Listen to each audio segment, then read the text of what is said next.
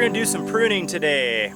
We're standing out here in an area of the farm that we call a food forest, and the food forest is a bunch of varieties of fruit trees along with understory plantings, bananas, leguminous crops, and we're in what we call menguante right now. And menguante is the moon cycle, which starts 3 days after the full moon. Okay, here in Costa Rica we call it menguante. In other parts of the world they have different names for it, but it's the period starting 3 days after the full moon and going up to the day before the new moon. Now that period of time is when all the energy of the plants is going down into the earth, okay? And there's actually a lot of more detailed information about that we'll talk about in another video. I'm not going to talk about all that today, but that's when we prune our plants. We want to prune them during that time frame.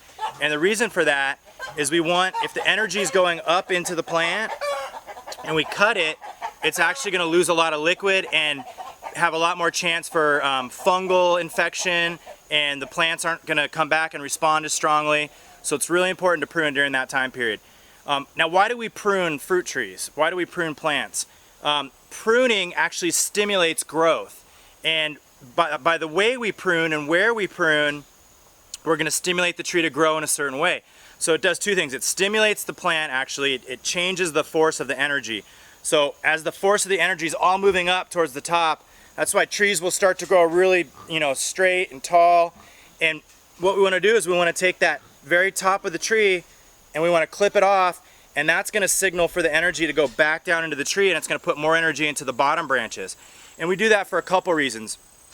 Again, it stimulates the tree, which in a lot of trees actually will help with fruiting. So you're pruning in the right times of year, and it's actually going to stimulate your tree to fruit more prolifically. And the other reason we do it is we want to keep our trees small, so they're easy to manage, so they're easy to work with, so they're easy to harvest the fruit on.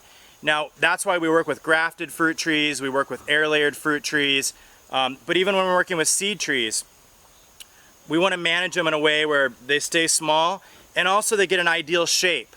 And so we always want to be kind of doing the little, Mr.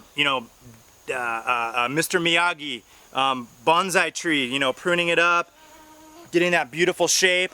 And pruning is so much about, there's definitely real clear rules in pruning, let's call them. For me though, once you kind of get those basic rules down, for me pruning, it's one of my favorite things to do, because it's actually, for me, it's kind of a spiritual process. It's a way to commune with the plants and really communicate with them. And as you communicate with them, as you sit with them and you open your mind to, okay, how do you want to be pruned? How do you start to feel it, you start to see the shape. And actually, I just watched Karate Kid with my kids the other night, and Mr. Miyagi was, telling Daniel-san saying, I don't know how to do this.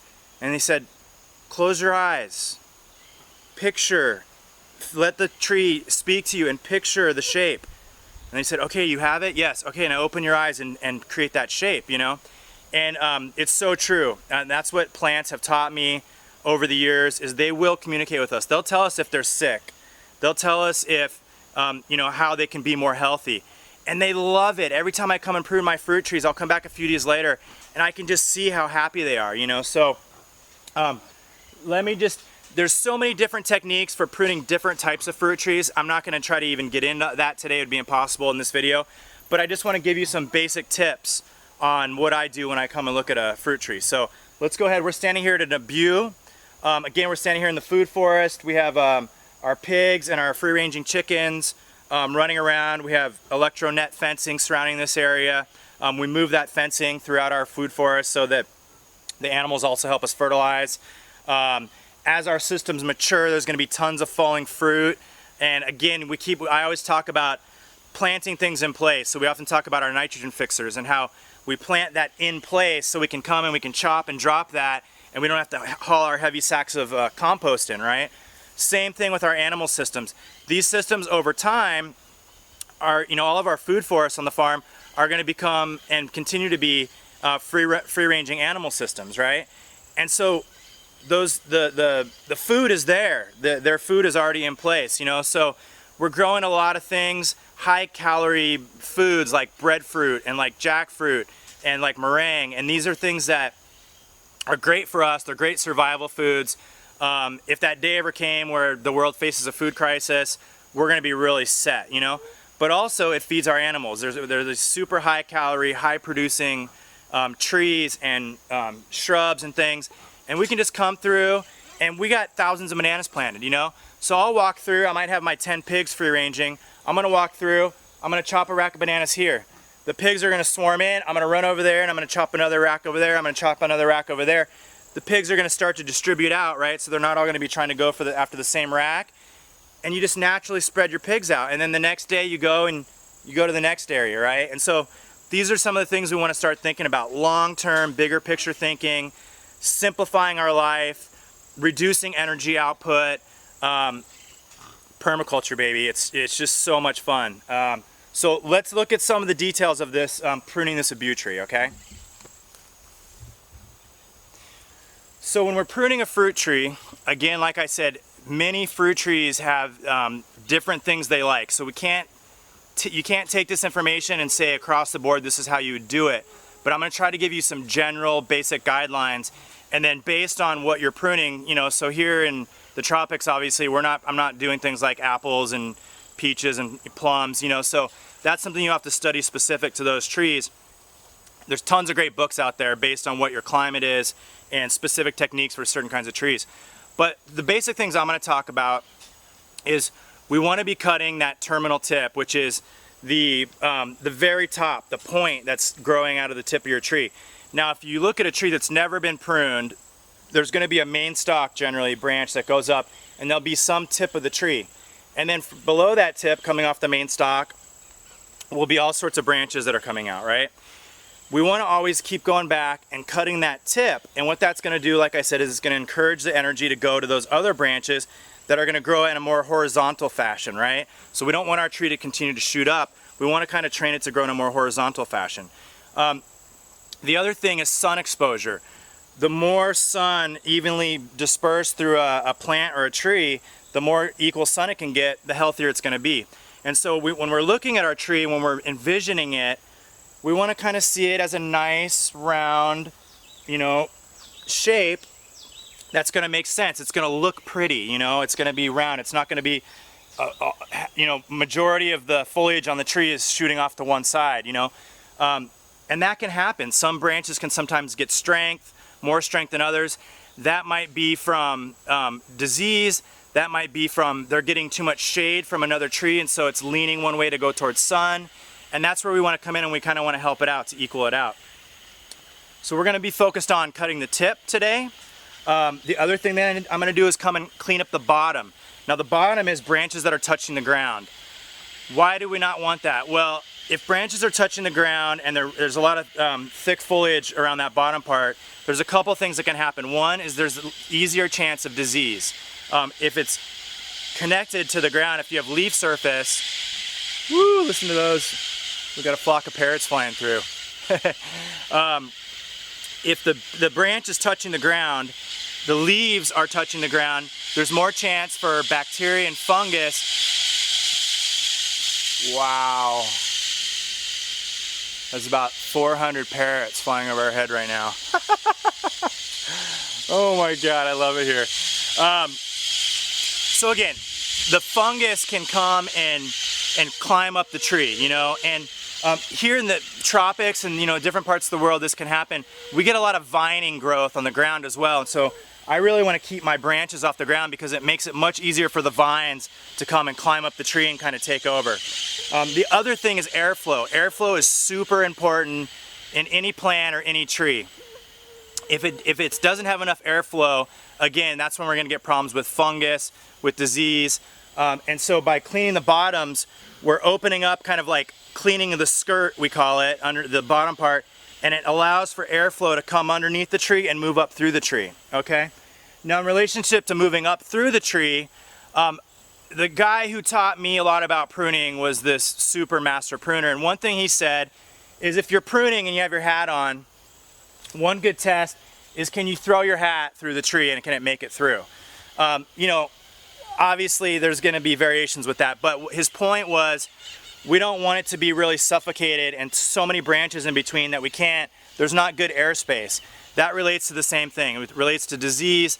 Also, when our tree starts fruiting, we want a lot of energy to be available to go to our fruits, right? So we get lots of fruit and we get nice, big, beautiful fruits. Now, if we have so much branches that we never took the time to prune, a lot of that energy is going to be going to all that plant matter, you know? And it's not going to have enough energy to put into your fruit. You're still going to get some fruit, but you're not going to get nearly as much. And same idea. It's going to be congested. It's going to be all tight and pushed together. You're going to have rotting problems with your fruit. You're going to have bug issues with your fruit. We want to keep our trees open. We don't need to have a huge amount of plant matter. We need to have the right amount of plant matter. And so we want to go into the center of our tree, and branches, oftentimes the tree will be growing, like say like this, and there'll be branches that are going in off of those towards the center, and they're crisscrossing and they're getting tangled. We want to go in and we want to take those out. We kind of want to keep the center nice and open. And so, you know, those are the basic points. We want to clean our tips to send energy back down. We want to clean our skirt, the bottom of the tree, to encourage airflow and not have the leaves touching the ground. And we want to clean the center of our tree, again, to have nice airflow and have our branches that we're training to become our main fruiting branches have plenty of space to do their thing, okay? So I'm going to do a little bit of that. You can watch and see what I'm doing.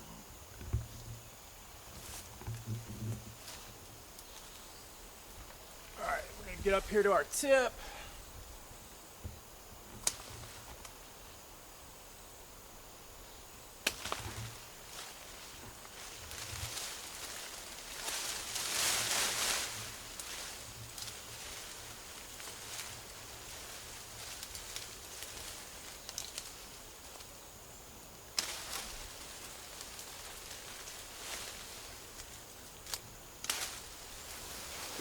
Alright, so I got my tip cut off there. That's looking good, and I mean, already that's an amazing difference. The sun, you can see now, is shining straight into the center of the tree. It's nice and open. You can see the top of the tree now is a really nice rounded form, and that's what we're looking for. We don't want to see a point sticking out the top. We have a nice rounded form now. I'm actually going to come and clean that up even a little bit more.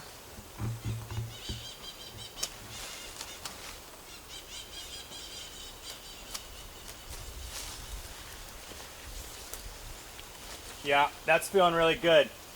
And now, this is a really interesting thing to look at, because in this particular tree, kind of down low, there's a split from the main trunk and there's a main branch. And you can see that main branch is shooting up too towards the sky. And that can happen. Sometimes as you start, I've pruned this tree 3 times before already. As you're pruning your trees, as I said, other lower branches will gain a lot of energy. And so they'll shoot up, and at some point, they may even surpass your main stock tip. And so we want to do the same thing. We want to go up in there, prune that off a little bit. And so again, we're keeping that nice rounded form and continuously sending energy down the main branches to the smaller branches that exist off of that. So I'm going to go and grab that. Now you got to be really careful when you're bending your trees like this. This particular tree in a butte is really flexible. It has really flexible branches. And so I'm not as worried as pulling my tree down like this. In a lot of cases, when your tree gets tall enough where you'd have to do that, you want to use a ladder. But like I said, this is super bendy. I know it's not going to break. So there's certain trees you can do that with. But you want to be really careful. Not all trees you can just grab the tips and bend down, because they will snap. So I'm just going to come, and you can see where there's this split. So I have my main stalk here, and then there's a bunch of splits happening here. I'm going to come to the tip, the terminal tip. I'm going to prune that off. And so now I pruned it just above where the split's happening. I'm going to let that go, and now we're starting to round that out and getting that nice shape at the top of the tree. So now let's go and prune the underside of the tree so you can see that. So as you can see, I have a couple branches that are growing out of the bottom here, and they're laying right on the ground, and I don't want that. I don't want stuff to be able to climb up these branches. You can see there's already all these vines and things that are kind of getting intertangled, and if I let that go, they'll get into the tree and it'll be much harder to clean the tree in the future.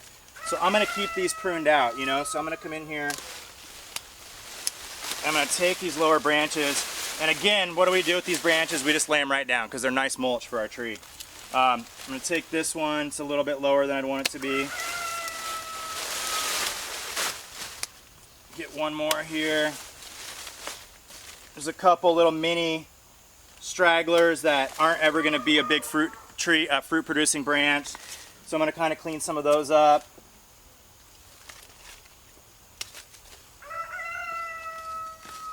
So there, now we have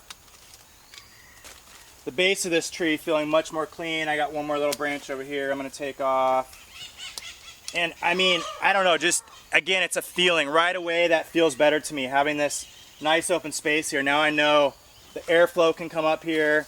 The tree just feels better. It's happier right away just by getting that little cleanup job, you know?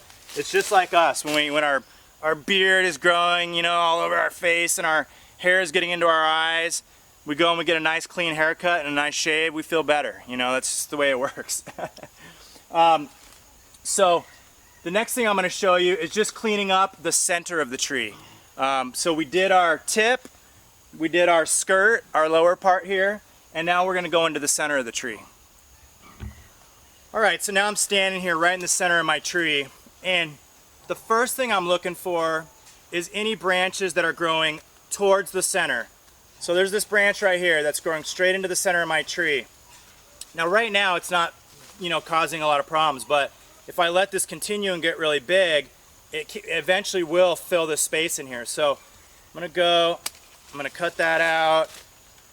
Just, you know, a couple really little tiny ones, you know, that right now are not an issue. But again, this is why we want to stay on top of pruning.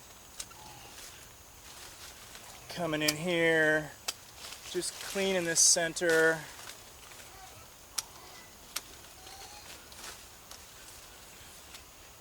That one's fine. Again, because I prune this tree on a regular basis, you know, this tree is only about 2 years old.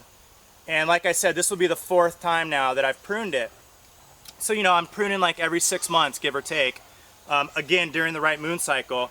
And because I stay on top of it, when I come in now, I can do it. It's a really fast process, you know, it doesn't take a long time. So in one day, I can kind of cover a pretty large area on my farm. And I just walk around, snip, snip, snip, snip, keep it clean. 6 months later, come back. And so that's another really important point that I haven't mentioned yet. Is you want to stay on top of this. You don't want to, now if you have trees that are many years old that have never been pruned, you certainly can go in and clean them. It's a great thing to do and they'll respond amazingly. But if you're raising a tree from, you know, a baby, from you planted as a small sapling, you want to stay on top of that on a regular basis, and it's going to make your life a lot easier, and it's going to make the tree grow much more healthy from the beginning. So that's pretty much the basics. I am going to show you one more thing that I didn't mention before. So we're going to walk over here to another branch tip, and I'm going to show you one last little piece as a basic idea.